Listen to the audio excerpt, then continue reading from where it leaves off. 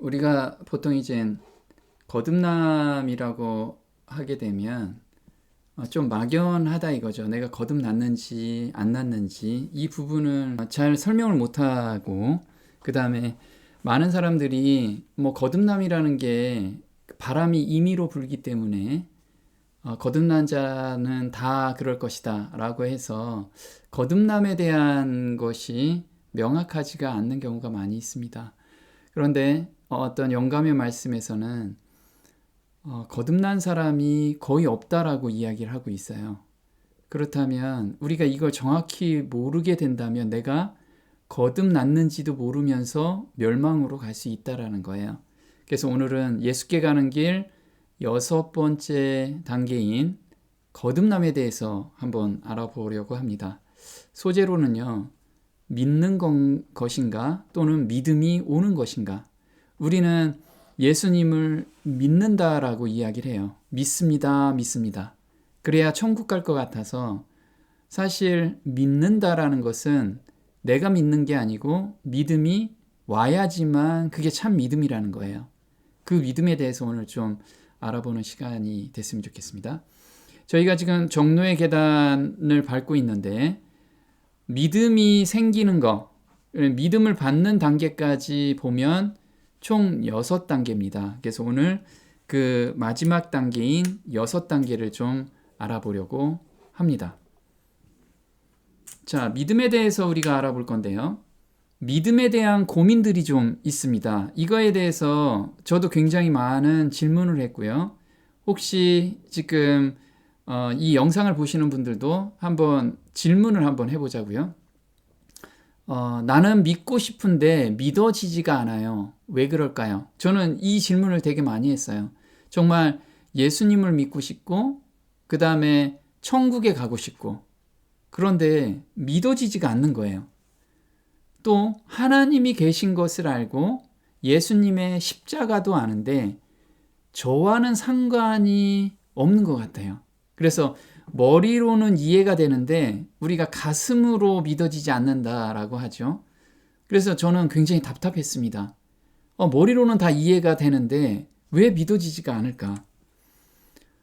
믿음을 가지려고 기도원도 가고 성경도 열심히 읽지만 믿음이 안 생기는 고백을 합니다. 또 하나님은 안 보이시는 분이니까 무조건 믿는다고 생각하고 믿으면 언젠가는 믿음이 생겨날 것이라고 많은 사람들이 이야기를 하더라고요.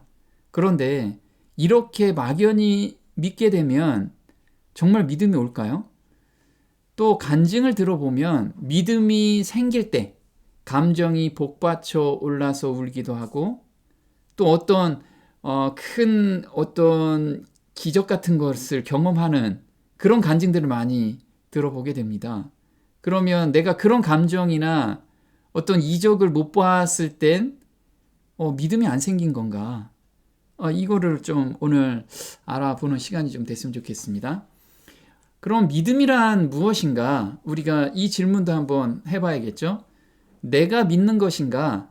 믿어지는 것인가?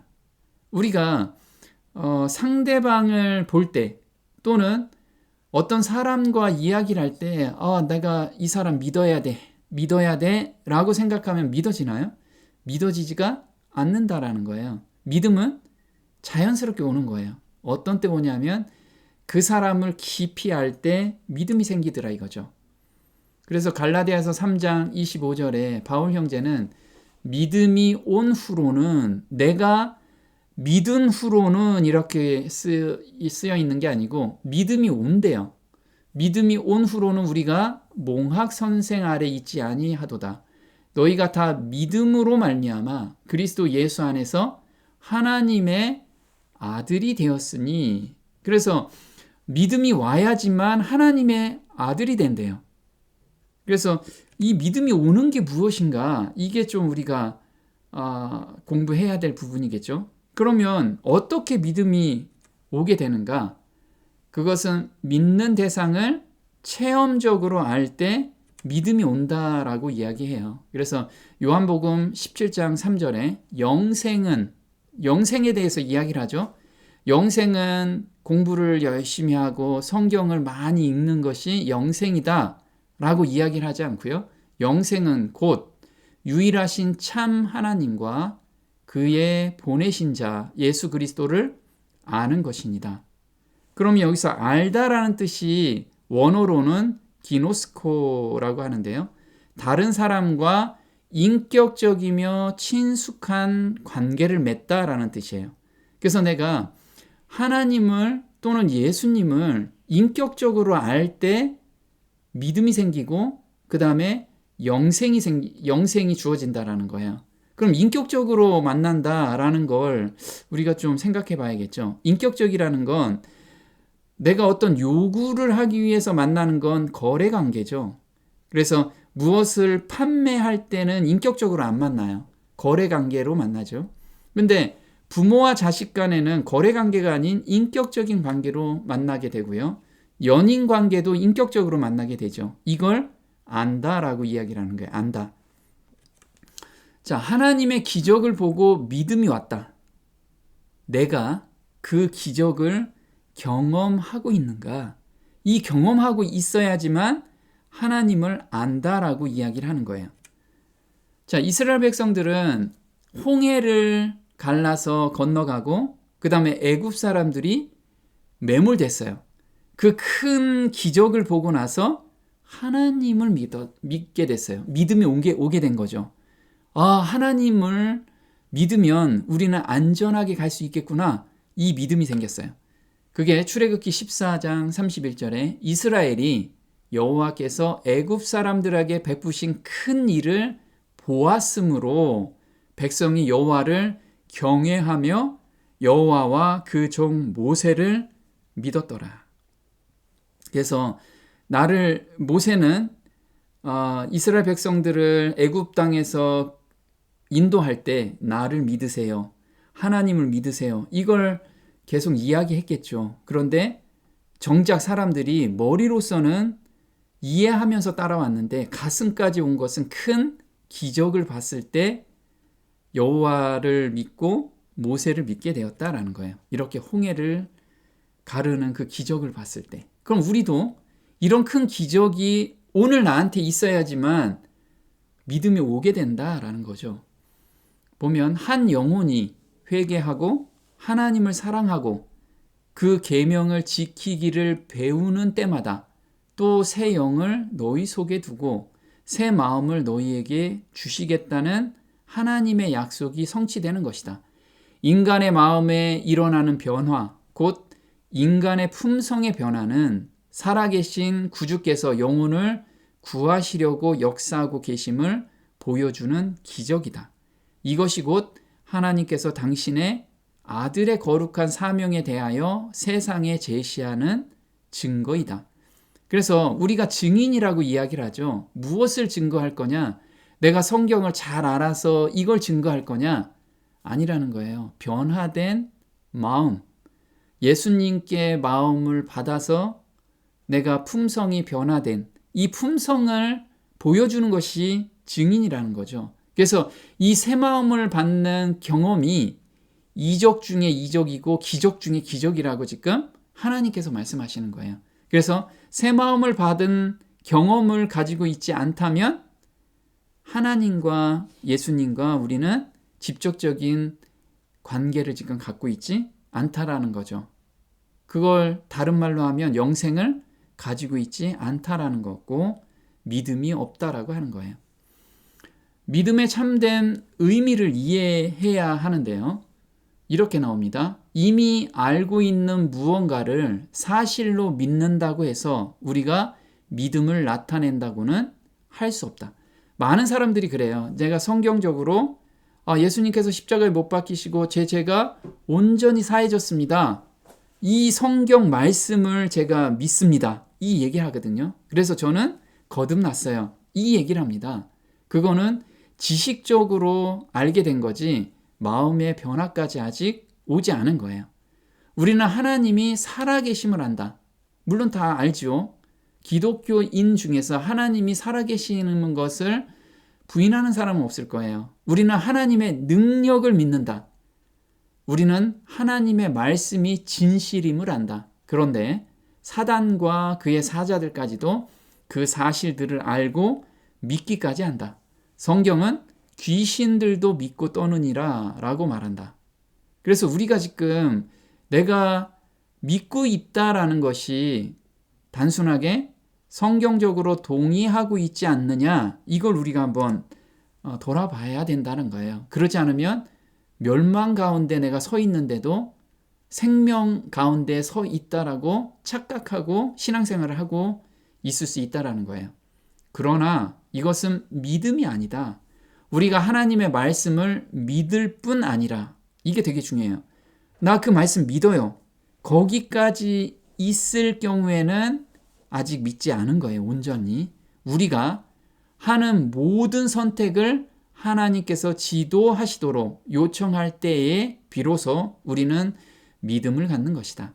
이런 믿음은 사랑으로 역사하며 우리를 정결케 한다. 그래서 우리가 하나님의 사랑을 또는 예수님의 희생의 사랑을 깊이 알 때 믿음이 생긴다라고 이야기를 해요. 그래서 그 믿음이 생기면 하나님께 효도하고 싶은 마음이 생기죠. 그래서 죄가 싫어지는 그 마음이 내 가슴에 사기게 돼요. 그래서 그동안에 좋아했던 죄된 생각들, 이런 것들이 이젠 싫어지는 마음이 내가 만약에 없다라고 하면 아직 거듭나지 못했다라고 생각하시면 돼요. 이런 믿음은 우리를 그분처럼 될 때까지 우리를 변화시킨다.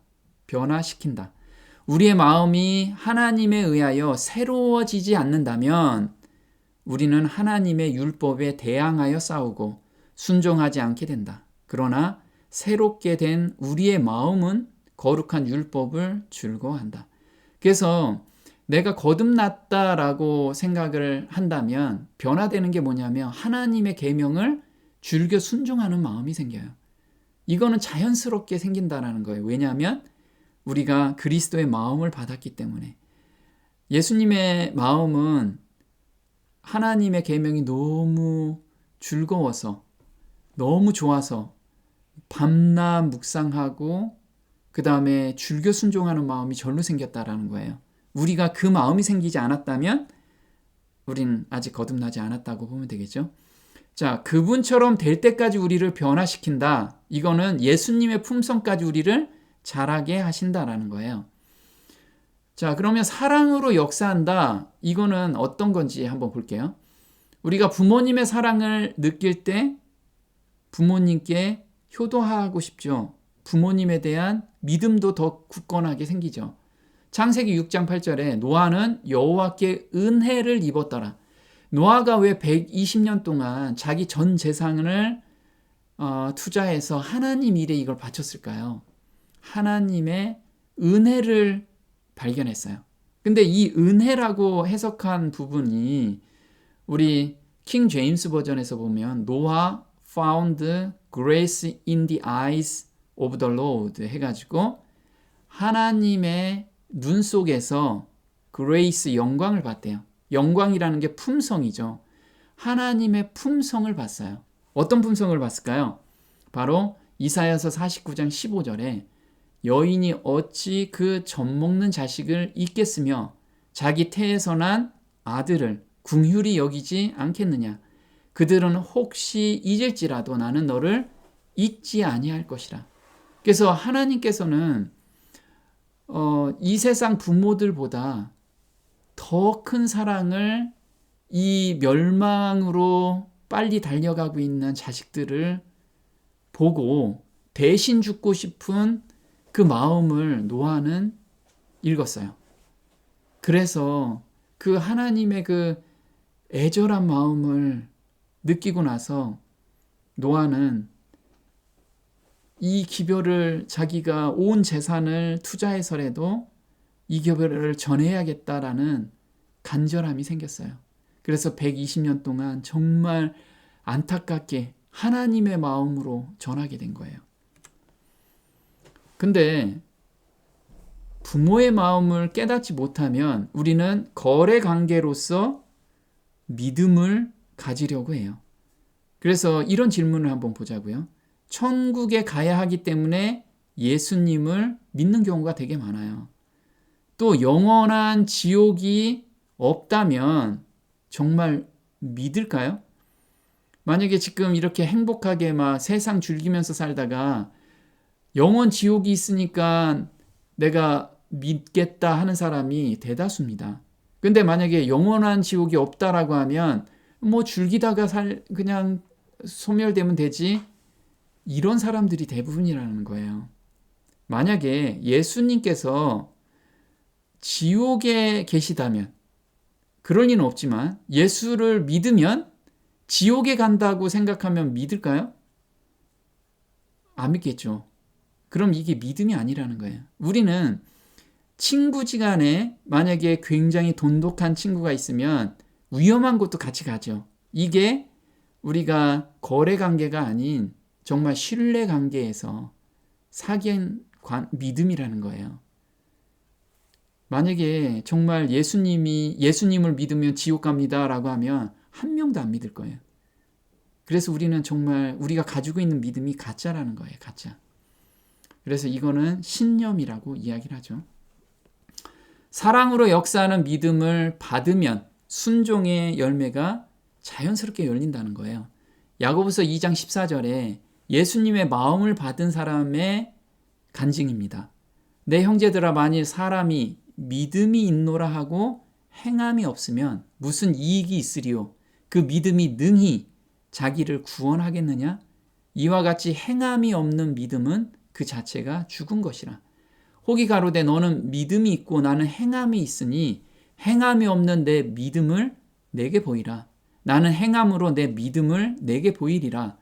내가 보거니와 믿음이 그 행함과 함께 일하고 행함으로 믿음이 온전케 되었느니라. 그래서 우리가 믿음이 있노라라고 하고 그냥 안일하게 살고 남을 도와줄 마음이 전혀 안 생기고 이렇게 지금 믿음을 갖고 있다면 그거는 가짜일 수 있다는 거죠. 우리는 그대가 완쾌되었다고 느껴질 때까지 기다리지 말라.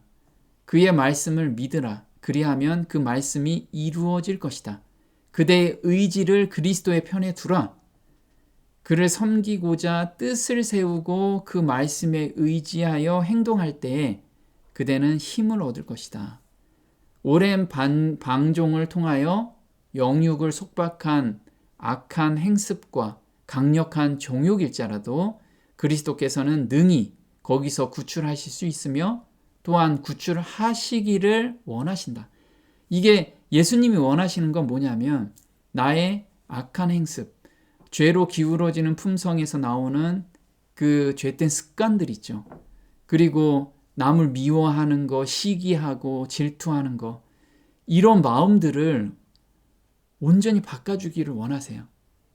이게 바꿔주실 때까지 계속해서 매달리고 기도하라는 거예요. 그게 의지를 그리스도의 편에 두라. 그리고 그 말씀을 의지해서 행동을 그렇게 하라는 거예요. 계속해서 내가 욱하는 성질이 나오면 인내로 참으라는 거예요. 하나님, 저 바꿔주세요. 바꿔주시는 걸 믿고 제가 그걸 입 밖으로 안 내는 거죠. 그래서 우리는 하나님께서 원하시는 건 마음을 변화시키는 거기까지 원하시는 거예요. 그 마음을 누구의 마음까지? 예수님의 마음까지. 자, 말씀에 의지하여 행동할 때 이게 무엇이냐면 마가복음 11장 24절에 그러므로 내가 너희에게 말하노니 무엇이든지 기도하고 구하는 것은 받은 줄로 믿으라. 그리하면 너희에게 그대로 되리라. 그래서 저는 제 성격이 이래서 도저히 안 바뀌어요. 이렇게 말하는 사람은 믿음이 없다라고 이야기하는 거예요. 저는 비록 이렇게 바뀔 수는 없지만 하나님께서 바꿔주신다고 하니 제가 기도하면서 그 바꿔주신 것을 믿고 제가 화를 안 내는 그 지점까지 가야 된다는 거예요. 물론 처음에는 넘어지겠죠. 하지만 계속해서 매달리시면 하나님께서 그 마음을 놀랍게도 바꿔주신다는 거죠. 나는 그것을 믿는다. 그렇게 되는 것은 내가 느끼기 때문이 아니요 하나님께서 허락하셨기 때문이다. 이 허락에는 조건이 있나니 즉 하나님의 뜻을 따라 기도하는 것이다. 하나님의 뜻은 뭐죠? 우리의 거룩함이라고 그랬어요. 그 거룩함은 하나님, 예수님의 마음을 받을 때 거룩함이 된다라는 거예요. 우리를 죄에서 깨끗이 씻어 당신의 자녀로 삼으시고 우리로 거룩한 생애를 살 수 있게 하는 것은 하나님의 뜻이시다. 그러므로 우리는 이러한 축복들을 구할 수 있으며 또한 우리가 그것들을 받은 줄로 믿고 받았으니 하나님께 감사할 것이다. 예수께로 나아가 깨끗이 씻음을 받고 부끄러움이나 후회가 없이 율법 앞에 설 수 있는 것은 우리의 특권이다. 그래서 우리가 마음의 변화, 이것을 매일같이 갈망하고 그걸 계속해서 기도해야 된다는 거예요. 그런데 우리가 흔히들 이런 실수 많이 하죠. 좀 말씀을 읽고 또는 말씀을 듣고 감동했어요. 그건 믿음이 아니라는 거예요. 우리가 착각하고 있다는 거죠. 그 어린 아이들을 안고 저희 위에 안수하시고 축복하시니라. 예수님께서 아이들에게 축복하고 아이들을 정말 사랑을 베푸는 것을 보았어요. 그래서 예수님의 그것에 감동이 돼서 이야기하는 내용입니다. 선한 선생님이여, 내가 무엇을 하여야 영생을 얻으리까? 내가 계명을 안 하니 살인하지 말라, 간음하지 말라. 여짜오되 선생님이여, 이것은 내가 어려서부터 다 지키었나이다. 예수께서 그를 보시고 사랑하사 가라사대, 가서 내 있는 것을 다 팔아 가난한 자들을 주라. 그리고 와서 나를 쫓으라 하시니 그 사람은 재물이 많은 고로 이 말씀을 인하여 슬픈 기색을 띠고 근심하며 가니라. 자, 이 사람은 예수님의 행동과 말씀에 감동을 입었어요. 그렇다고 믿음이 온 거냐? 믿음이 온 게 아니라는 거죠. 믿음은 행함이 따라야 된다라고 그랬어요. 만약에 정말 그게 믿어졌다면 어떻게 해야 되냐면 자기의 재산을 다 팔아서 가난한 자한테 주고 예수님을 따르는 그 상태까지 가는 것이 믿는다라는 거예요. 그는 그리스도께서 당신께 낳아온 어린 이들에게 나타내신 사랑을 보았다. 그분께서 그토록 부드럽게 아이들을 영접하여 그의 팔에 안으시는 것을 본 그의 마음은 구주에 대한 사랑으로 불타올랐다. 이 사람의 마음에는 예수님에 대한 사랑이 불타올랐어요. 그는 예수의 제자가 되기를 희망하였다. 만일 그가 그리스도를 따르기로 결정한다면 그는 모든 일에 그의 말씀을 순종해야 할 것이다. 보이지 않는 하늘 보화를 위하여 보이는 그의 세상 재물을 포기하는 것은 너무 큰 모험이었다.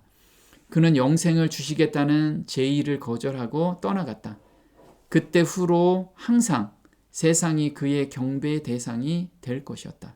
그래서 우리는 내가 지킬 수 있는 범위 내에서만 믿음을 가지고 있어요.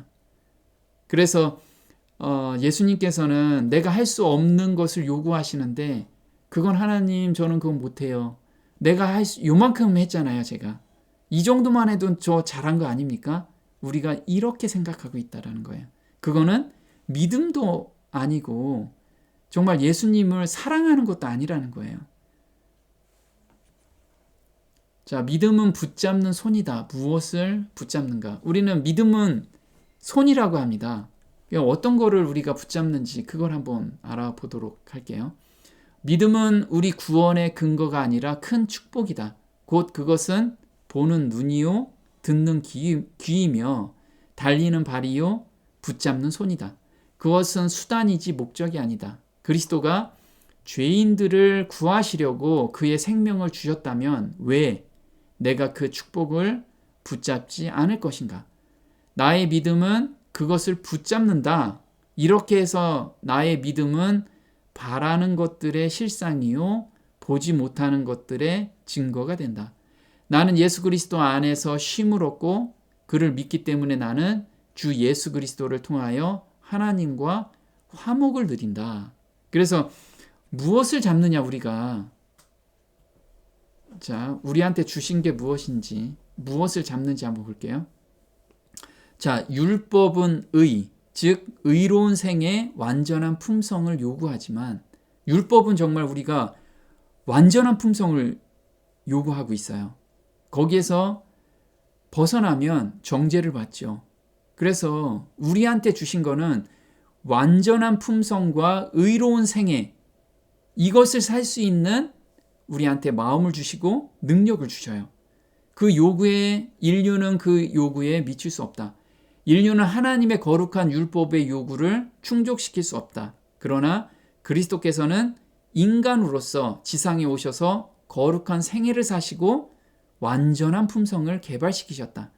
그리스도께서는 그것을 받고자 하는 모든 자들에게 값없이 선물로 주신다. 그래서 믿음은 붙잡는 손이요, 받는 손인데 무엇을 받냐면 완전한 품성을 우리가 받는 거예요. 예수님께서 개발해 놓으신 완전한 품성.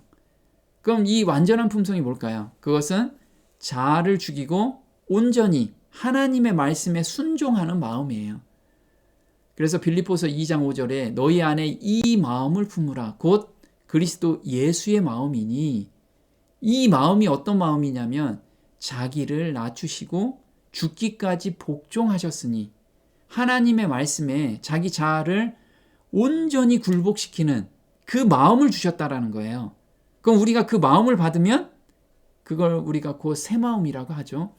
마음을 받으면 나의 죄된 품성에서 올라오는 것들을 온전히 죽일 수 있는 그 능력으로 우리를 강권하시고 역사하신다는 거예요. 우리 마음에. 자, 예수의 마음은 예수의 마음을 받은 바울 형제가 고백한 것이 고린도전서 15장 31절이죠. 형제들아, 내가 그리스도 예수 우리 주 안에서 가진 바 너희에게 대한 나의 자랑을 두고 단언하노니 나는 날마다 죽노라. 예수님의 마음을 받은 것을 자랑해요. 너무 좋아서 자랑을 한다고요. 이게 증인이라는 거예요. 증인인데 그게 뭐냐면 나는 날마다 죽노라. 나의 자아를 맨날 십자가에 못 박는 것이 그게 자랑이라는 거예요. 이게 바로 예수 믿음이라는 거죠. 성도들의 인내가 여기 있나니 저희는 하나님의 계명과 예수 믿음을 지키는 자니라. 그래서 예수 믿음을 소유한 자만이 하나님의 계명을 온전히 지킬 수 있다는 거예요. 근데 하나님께서는 이 완전한 재물을 보시죠. 나의 상태를 보는 게 아니고 예수님이 그 재물이신데 그 완전한 의, 하나님은 그걸 보세요. 그래서 우리는 그 안에서 피하기만 하면 돼요. 레위기 4장 23절에 그 범한 죄에 깨우침을 받거든 그는 흠 없는 수염소를 예물로 가져다가 그 수염소의 머리에 안수하고 여호와 앞 번제 희생을 잡는 곳에서 잡을지니 이는 속죄제니라. 그래서 흠 없다라는 거, 우리 고대 이스라엘 시대의 대제사장에게 가져온 희생 제물들은 심장이 건강한지 어떤지를 알아보기 위하여 그 고기를 잘라서 등뼈 있는 곳을 열어보았다고 한다. 그와 같이 오늘날 우리들이 가져오는 제물들도 우리의 크신 대제사장이 꿰뚫어 보시는 눈앞에 놓여 있다. 사람들이 가져오는 모든 제물들이 아버지께 드려질 만한 가치가 있는지 없는지를 시험하기 위하여 그것들을 열어보시고 검열하신다. 그래서 하나님께서는 희생 제물의 건강한 상태를 본다라는 거죠. 그러면 우리가 우리한테 산 제사를 드리라고 합니다. 너희 몸을 하나님이 기뻐하시는 산 제사로 드리라. 그럼 우리가 제물을 가져가는 것이 매일의 삶 속에서 하나님께 나의 제물을 가져가야 되죠. 이 제물이 뭘까요? 바로 시편 51편 16절에 주는 제사를 즐겨 아니하시나니 그렇지 않으면 내가 드렸을 것이라. 주는 번제를 기뻐 아니하시나이다. 하나님의 구하시는 제사는 상한 심령이라. 하나님이여 상하고 통회하는 마음을 주께서 멸시치 아니하시리이다. 그래서 우리는 정말 내가 죄에서 벗어날 수 없는 이 상하고 통회하는 마음을 가지고 예수님께 달려가면 예수님께서 우리를 순결하고 정결한 마음으로 변화시켜 주신다는 거예요. 그걸 하나님께서는 가장 기쁘게 받아주신다는 거죠. 그래서 하물며 영원하신 성령으로 말미암아 흠없는 자기를 하나님께 드린 그리스도의 피가 어찌 너희 양심으로 죽은 행실에서 깨끗하게 하고 살아계신 하나님을 섬기게 못하겠느뇨. 그래서 그리스도의 피가 죽은 행실에서 깨끗하게 하고 이렇게 나와요. 죽은 행실이라는 건 우리가 죄된 품성에서 올라오는 내용들이죠.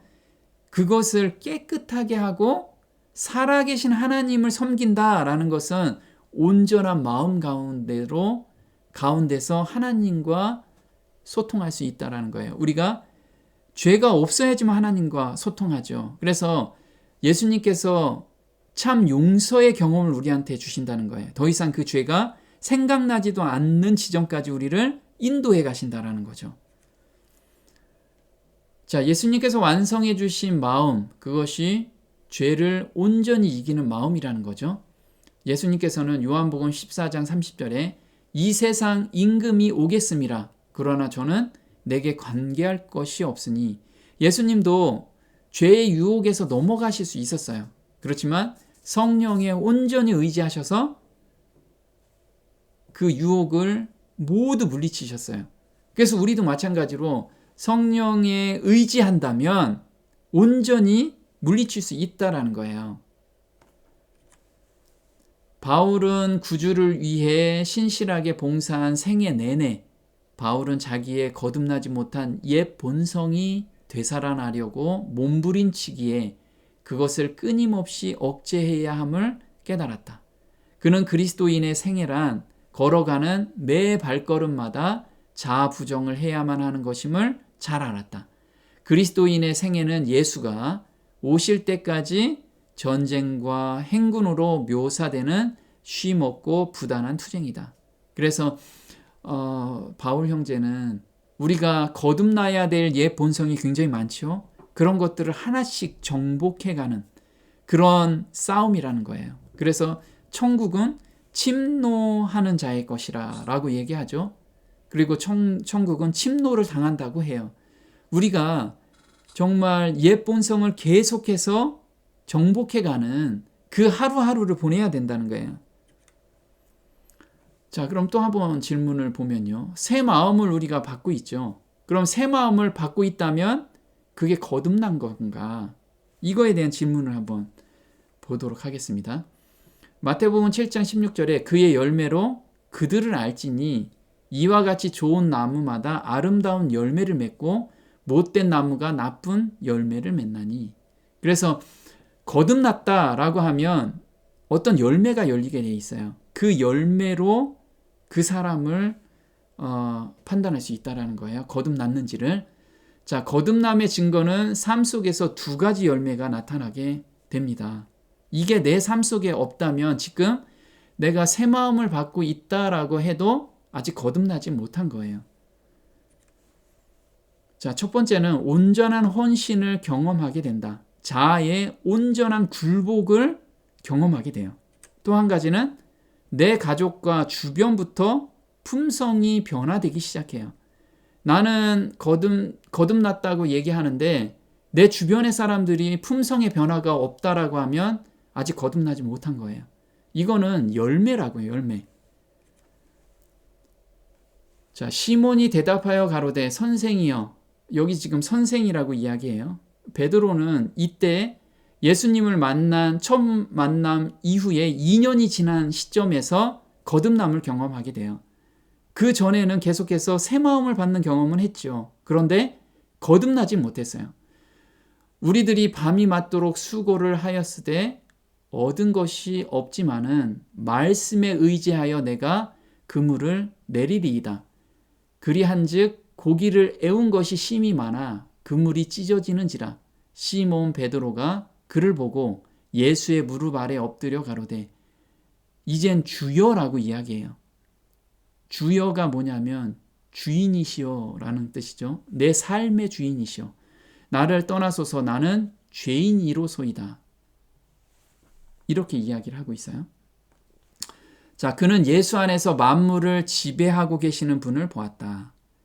신성의 임재하심이 자신의 부정함을 드러내었다. 그의 선생에 대한 사랑, 자신의 불신에 대한 수치, 그리스도의 겸비에 대한 감사, 그러나 무엇보다도 무한히 순결하신 분 앞에서 자기는 깨끗이 못하다는 느낌 등이 그를 압도하였다.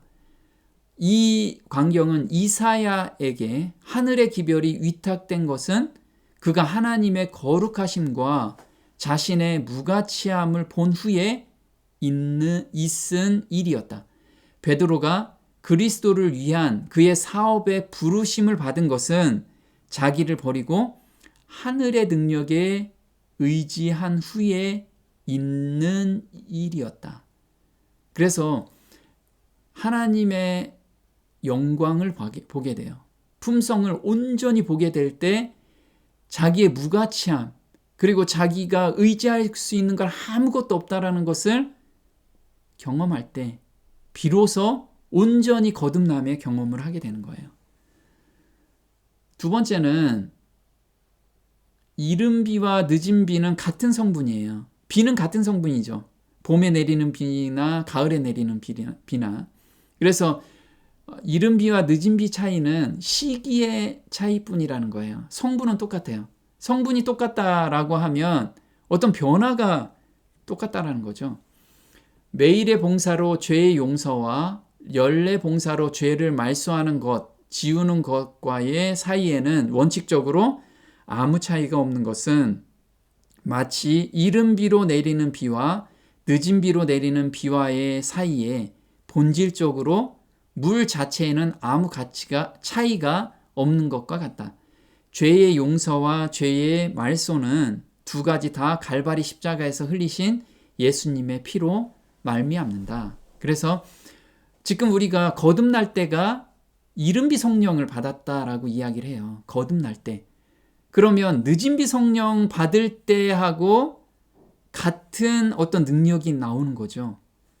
그래서 우리가 사도행전 1장 8절에 오직 성령이 너희에게 임하시면, 그래서 늦은 비를 받든 이른 비를 받든 너희가 권능을 받는데요. 어떤 권능을 받느냐면 예루살렘과 온 유대와 사마리아와 땅끝까지 이르러 내 증인이 되리라. 아까 증인이 뭐였죠? 마음의 변화되는 거.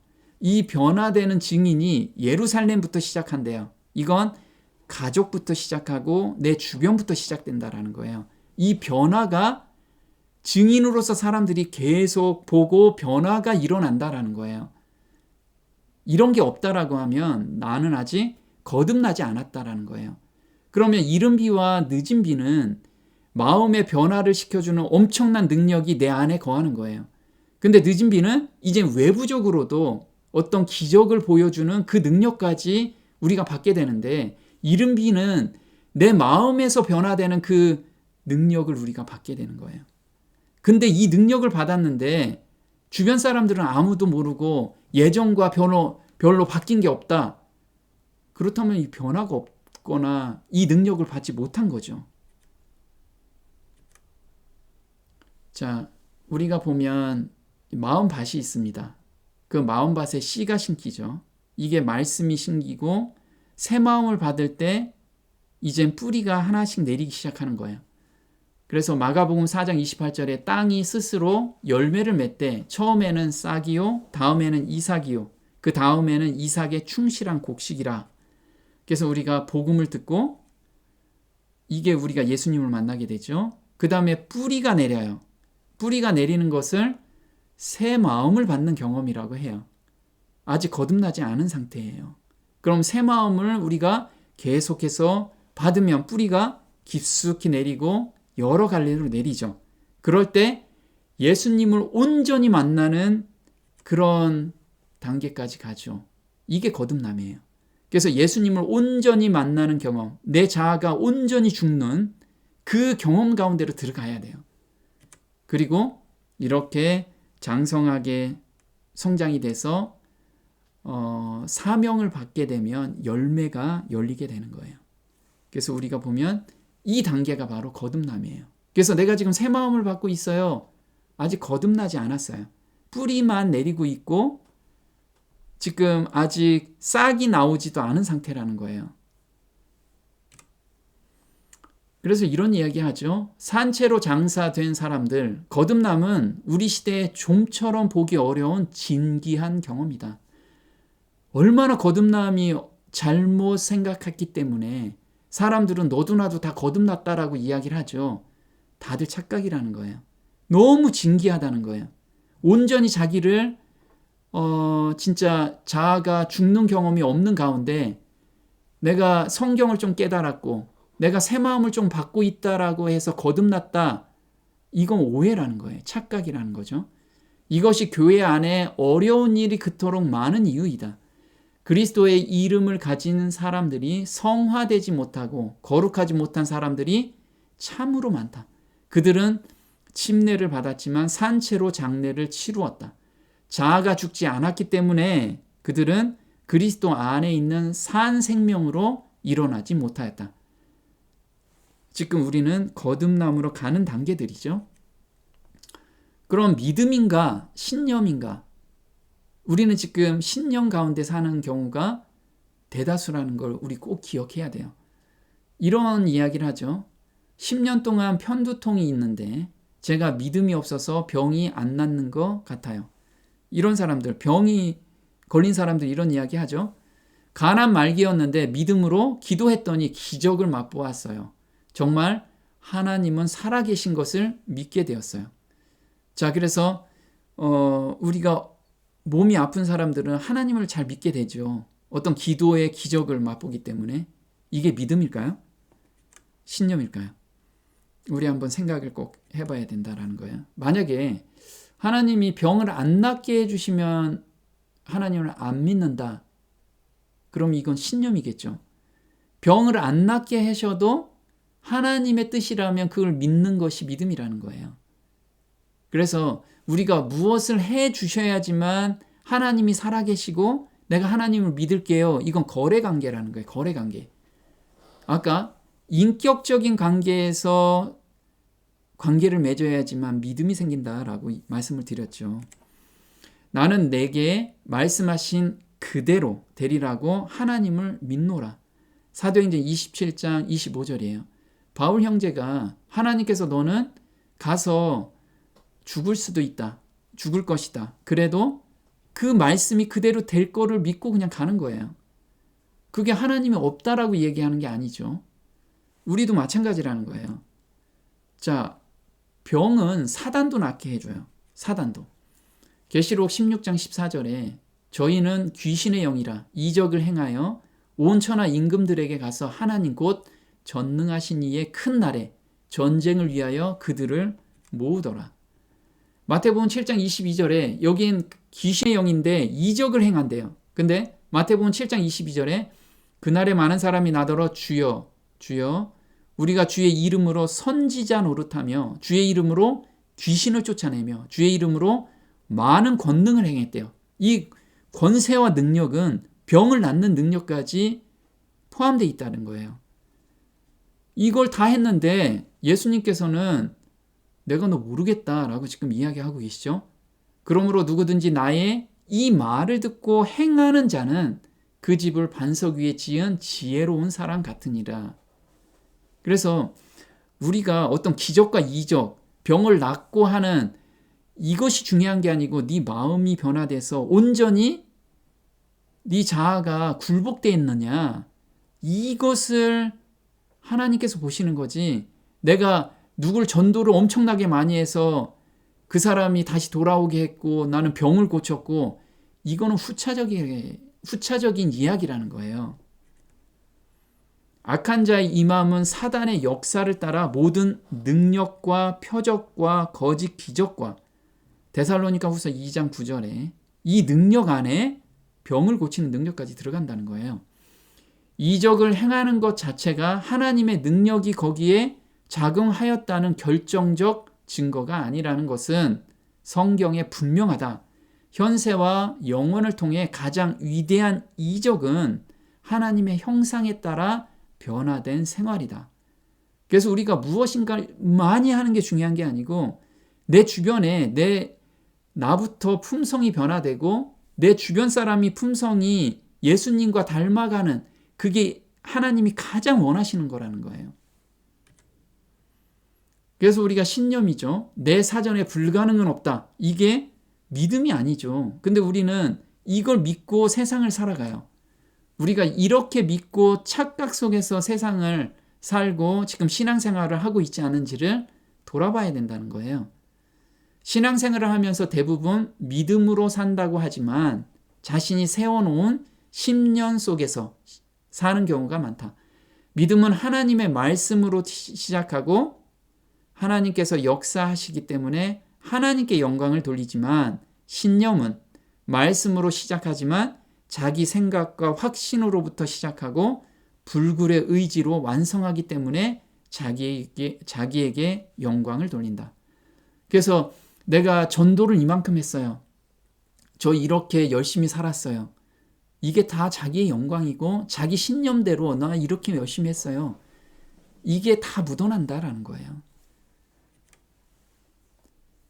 자, 그러면 신념 가운데 있는지 확인하는 방법이에요.